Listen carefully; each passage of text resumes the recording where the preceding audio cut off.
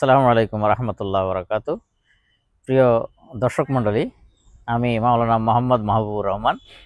আমি এই মুহূর্তে দাঁড়িয়ে আছি বাংলাদেশের উত্তর জনপদ সীমান্তবর্তী জেলা জয়পুরহাট জেলার খঞ্জনপুরের সেই উপমহাদেশের প্রখ্যাত আলেমে দ্বীন এবং শাহ সুফি সাইমুদ্দিন আহমেদ বিদ্যা বিনোদ রহমতুল্লাহ আলাইয়ের পবিত্র কবরের পাশে, অর্থাৎ এই কবরে উনি শুয়ে আছেন।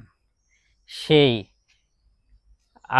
যিনি বিদ্যাবান ইন্তেকাল করেছেন 28শে জ্যৈষ্ঠ 1355 বাংলা সাল শুক্রবার। বয়স ছিলেন 63 বছর, যেটা আমাদের বিশ্বনবী মোহাম্মদ রসুল্লাহ সাল্লাল্লাহু আলাইহি সাল্লামও তিনি 63 বছর এই পৃথিবীতে বেঁচে ছিলেন।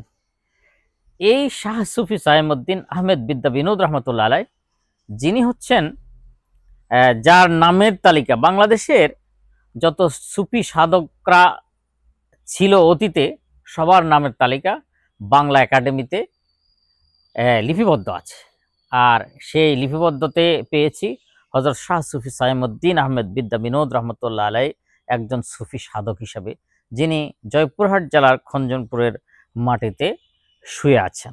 এখানে অনেক ভক্ত অনুরক্তরা তার কবর জিয়ারতের জন্য এখানে আসে, দেখতে আসে। প্রতি বছর এখানে একটা ইসালে সওয়াব মাহফিল হয়, হাজার হাজার মানুষের সমাগম হয়।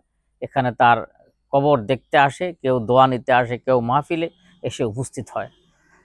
সৌভাগ্যক্রমে আমি এই প্রতিষ্ঠানের একজন খাদেম হিসাবে দীর্ঘ প্রায় 2 যুগ থেকে এখানে আমি সময় দিচ্ছি, তো যার জন্য আমি সচক্ষে এই সব কিছু প্রতিফলন দেখতে পেয়েছি। আর শাহ সুফি সাইমুদ্দিন হচ্ছেন যুগের শ্রেষ্ঠ মুহাদ্দিস মুজাদ্দেদ হযরত মাওলানা আবু বকর সিদ্দিক রহমতুল্লাহ আলাই পুরপুরা শরীফের পীর যিনি ছিলেন, তার একান্ত খলিফা ছিলেন। সৌভাগ্যক্রমে বাংলাদেশের ইসলামী আন্দোলনের সিপাহ সালার মারহুম মগফুর আব্বাস আলী খান রহমতুল্লাহ আলাই, তিনি তার শ্বশুর ছিলেন শাহ সুফি সাইমুদ্দিন বিদ্যা বিনোদ রহমতুল্লাহ আলাই, যার জন্য আব্বাস আলী খান রহমতুল্লাহ আলাইয়ের কবরও এর পাশে আরেকটু দূরে অবস্থিত আছে। তো আব্বাস আলী খান রহমতুল্লাহ আলাই ইসলামী আন্দোলন করতেন। তিনি একসময় ফুরফুরা শরীফে তার শ্বশুরের সাথে গিয়েছিলেন হযরত আবু বকর রহমতুল্লাহ আলাইয়ের সাক্ষাৎ করার জন্য। সেখানে যায় জিজ্ঞাসা করলেন যে, হুজুর, আমি তো আপনার মুরিদ নিতে এসেছি, কিন্তু আমি বাংলাদেশে একটি ইসলামী আন্দোলনের দাওয়াত পেয়েছি, বাংলাদেশ জামাত ইসলামী। তারা কোরআনের আলোকে এদেশে বাংলাদেশে ইসলাম প্রতিষ্ঠা করতে চায়। তখন ফুরফুরা শরীফের পীর সাহেব বলেছিলেন, তুমি হকের দাওয়াত পেয়েছো, সত্যি দাওয়াত পেয়েছো, তুমি এখানে আমার থেকে মুরিদ নাও, ইসলামী আন্দোলনের কাজেও তুমি নিজেকে মনোনিবেশ করো।